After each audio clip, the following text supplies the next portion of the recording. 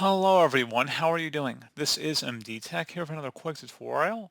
In today's tutorial, I'm going to show you guys how to customize the page zoom level in the Opera web browser. So this should hopefully be a pretty straightforward process here, guys. And without further ado, let's go ahead and jump right into it. So all you have to do is open up the Opera web browser and select the Opera menu icon up at the top. Just go ahead and left click on that. And then you want to go down and select Settings. And now on the right side, you want to scroll down underneath Appearance.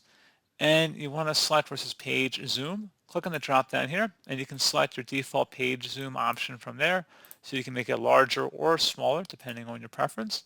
And that's pretty much it. So as always, thank you guys for watching this brief tutorial. I do hope I was able to help you out, and I do look forward to catching you all in the next tutorial. Goodbye.